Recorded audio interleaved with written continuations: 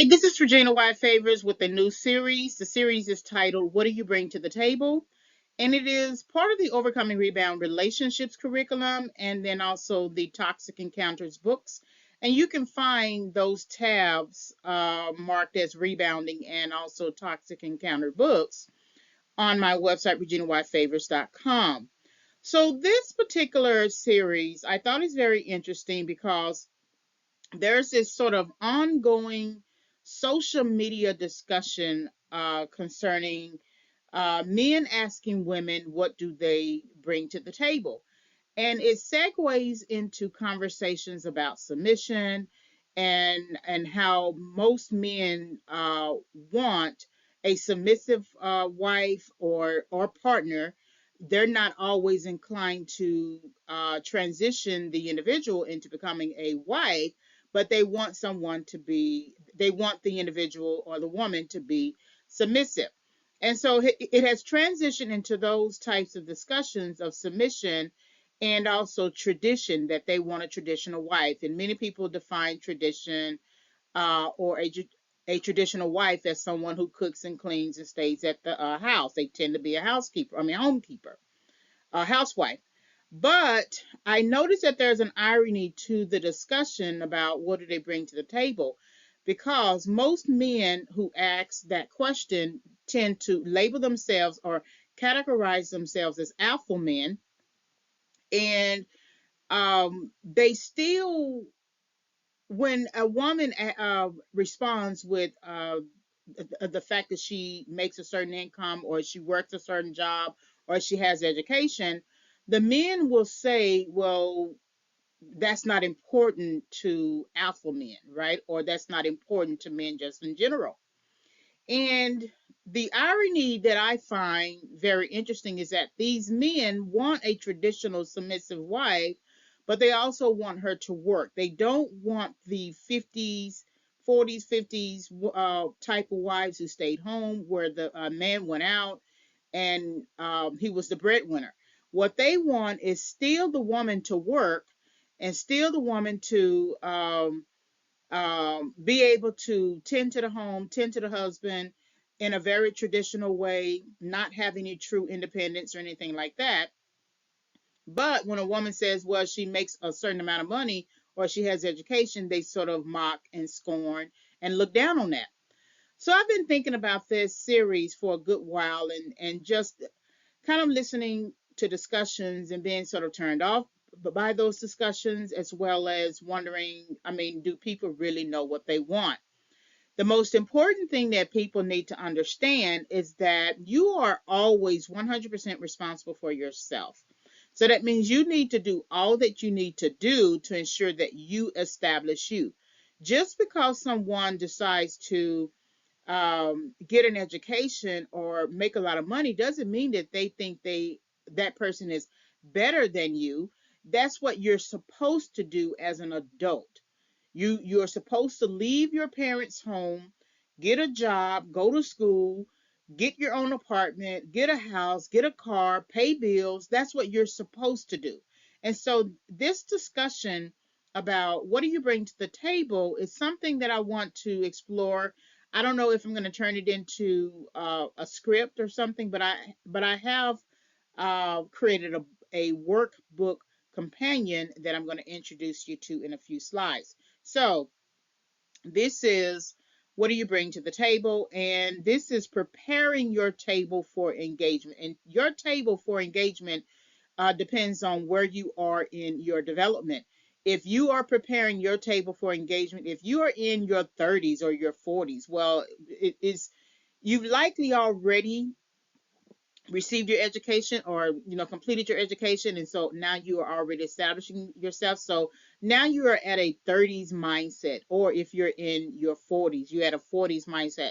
So how you perceive the world and how you engage with another person is going to be a lot different than the person who is in their 20s, right? So preparing your table means whatever it means in terms of the particular topics we're going to discuss, but also just your table in terms of your mindset. your mentality about relationships, about relationship building. You know, if you're the type of person who quits relationships after a certain time and you don't have a record of staying in a relationship longer than 6 months, that is your table. And so you're going to have to really address that part of your um, emotional development. So this is, what do you bring to the table? Preparing your table for engagement. So the curriculum is based upon the research I did for rebounding and rebound relationships. And that research you can find under the rebounding tab. And the rebound relationship research focuses on understanding the table. So this is the table that we're at as two partners. One of the partners is a rebound, and the other partner is a member of a core relationship. And so when you are engaging in relationships, especially romantically, and you don't know that the partner is already engaged with someone else, and that can be as in marriage, or it can be just in a long-term relationship, it's time to really think about what's going on with the table that you're sitting at. So that's understanding the table.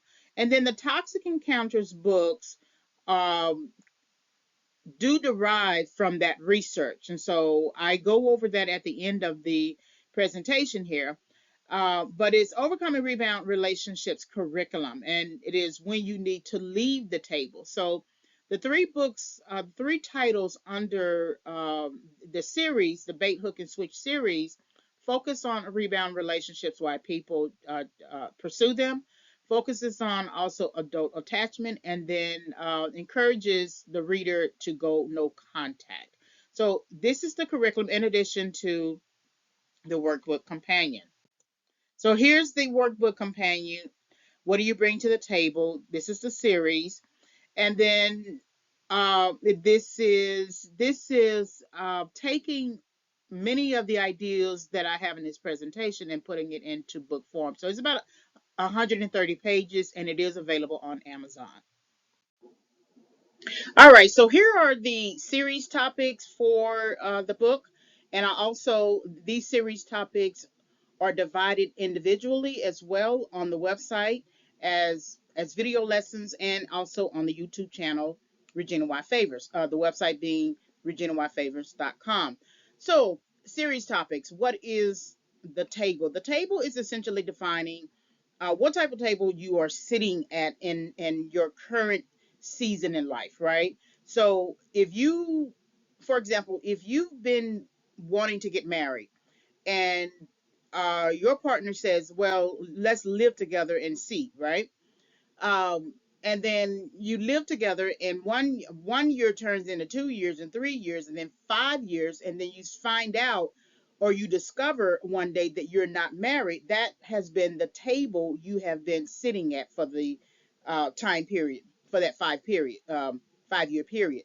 And if that's not the table that you want to continue sitting at, it may be time for you to leave, right? So what is the table you are defining? Is this a friends with benefits table? Okay, if you are okay with that, then you are okay with that. But if you are not okay with that, then you have to make decisions at the table. This is also the type of table that if you set the right kind of standards, boundaries, and expectations at the beginning, you won't find yourself in certain predicaments that are not advantageous to you. So what is the table is basically defining what the table is for you. And then how do you prepare the table? Prepare the table is really speaks to 2 year transition planning. So that's sort of like a concept that I came up with because that's where I struggled. And so the 2 year transition planning is whatever goal you set, endure, and complete, um, set it up as a 2 year type of goal. So for instance, even if you have a 5 year plan, you can still chop it up into 2 year increments. The first 2 years of possibly planning or executing right, and then the third year just reassessing where you are and then where you want to go, and then the last 2 years would be okay. Now let's continue doing what we're doing, or we're going to shift to something else. So preparing the table is preparing for marriage, right? Preparing for a relationship. preparing your mind, but it really speaks to the 2-year transition planning. What is your financial table? So your financial table matters just as much as the any of the tables on this series topics list. But your financial table is what is your understanding of finances? Are you currently financially stable, or are there any issues with your finances? Do you have a fairly average credit score? Have you gone through evictions? um, uh, Anything that could hinder the growth of your relationship with your partner, potential partner, is something that you need to discuss. You can't be afraid to discuss it, and you have to develop a financial plan to resolve any of those issues that may be pressing in the relationship. So sitting at the table and discussing finances and who's going to pay what, and how much debt you have and how much credit cards you have and how much you spend, those are questions, those are types of types of discussions that you need to have at the financial table. What is your family table is essentially how were you nurtured? How were you reared? How were you, what was the guiding policy in your house? Were your parents authoritative in having teachable moments and granting autonomy and trusting you, and there's of course obedience, right? Or did you grow up in a very toxic, hostile environment where you were maybe the scapegoat, you were the black sheep, and you were framed as a problem? Well, a lot of times, if you have grown up in that understanding and you don't take the time to heal before you get into a relationship, it's you are very likely to bring those types of understanding in your romantic relationship, especially in a marriage when you feel a lot more secure to sort of exercise chaos and toxicity, right? People put on a big face prior to the relationship. They show you their representative, we're good, we're kind, or whatever, and then once you seal the deal and you are married, then you really kind of show who you truly are. I believe though you kind of show who you are much earlier. I just think you have to pay attention to the person, what the person is not saying. So the family table is going to sort of give you an idea about what to discuss at that particular type of table. Then your health table is essentially where you are in your health, and whether or not the person you want to marry or who wants to marry you is willing to take you where you are in your health. Also, if you have a genetic predisposition to maybe a certain type of disease or ailment or something like that, the question is, will that person truly love you in sickness and in health? As much as we want to quote the marriage vows, when we are confronted with the challenges and the temptations to leave, um, that's something that we need to think about and have foresight much earlier. There's this, I mentioned in one of the videos that there's somebody, I think it was a billionaire. His wife, I think, had contracted cancer or something like that, and he decided to leave her and go and be with somebody else because he didn't want to take care of her while she was going through her illness, right? Well, if they are the leaving kind, especially due to, finances or health issues or mental issues, that's something that you need to know very early at that table, because they had been together for many years. She got bad physically, health wise, and now he's leaving her and abandoning her. And so if they have this kind of abandoning spirit, that's something that you need to know. The health, the mental table. Then what happens if you lose your mind? What happens if you get Alzheimer's? What happens if you have a mental illness? What happens if you have a depression, major depressive episode? Does that person have the skills to be able to help you in that way? And not everyone is expected to know about major depressive episode and what to do with somebody who is severely depressed. However, all of us have experienced some form of depression. And so then you tap into your skill set. What did you learn from a previous situation? And then try to apply it. But to just automatically leave the relationship because someone is having a depression episode, that's something that you need to know. Can two walk together unless they agree? Table is just essentially being in agreement with each other. That if one person, I give this example, if one person does not want to have kids, but another person does want to have kids, and you know this at the beginning of the relationship, that means you are not in agreement. And therefore, someone in that relationship is going to have to make a decision to say, hey, we cannot go forward. I want to have kids. You don't want to have kids. You cannot force a person to.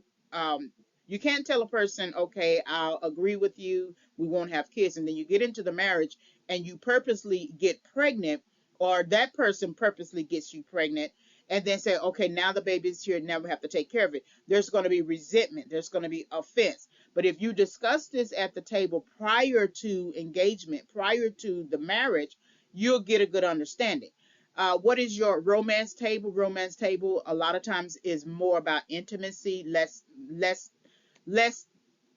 than about sex, but getting a good understanding about what is of sexual interest to a person is also. I mean, if there are certain sexual activities you do not like, that is something that you want to discuss at this type of table.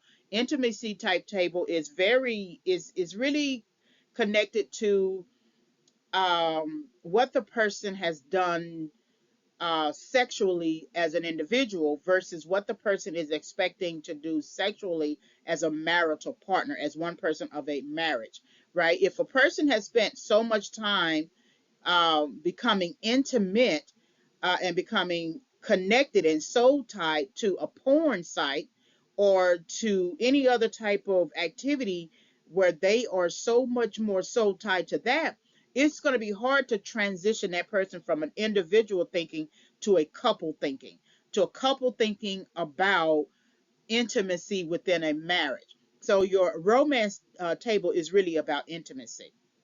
Your career, what is your career and education table, is about how important it is for you to understand that you are still 100% responsible as a adult individual, and it doesn't matter what people think individually about whether or not you should have education as a woman. And I make it specific to women because uh, there's this ongoing trend of men who want women to be traditional, uh, be more submissive. But we live in 2023 and women work.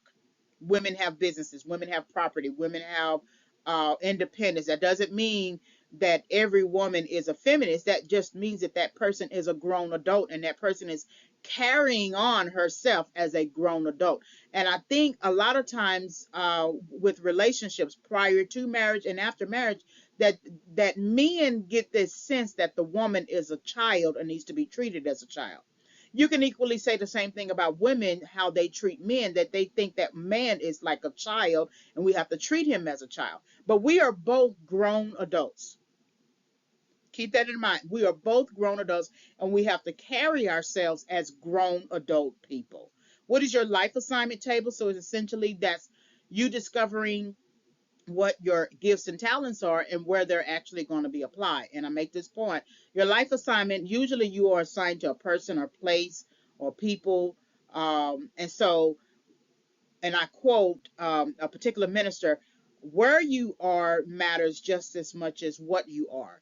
Where you are in terms of the geography, the place matters just as much as what you are. And a lot of times we think that the gift and talent takes a priority, and it can, but you can have the right gift and talent and be in the wrong place and nothing works. So understanding your life assignment will actually begin with understanding or discovering your gifts and talents first, and then knowing exactly where you're supposed to place them. And then, is it time to leave the table? That's a question. That's a very hard question because you can ask that question at the beginning, right, or at the end. It can be while you're in the relationship. in the marriage and you realize you should never have gotten married to this person, so is it time to leave the table? You can be in a situation where your partner continues to have affairs and continues to cheat. Is it time to leave the table? And you can be in a situation where your partner is physically abusive or verbally abusive or emotionally abusive. It's definitely time to leave the table. You have to set the time frame for that. So is it time to leave the table? If just like I mentioned about the can two walk together unless they agree table, if one person wants a child and another person does not want a child, then it's time to leave the table.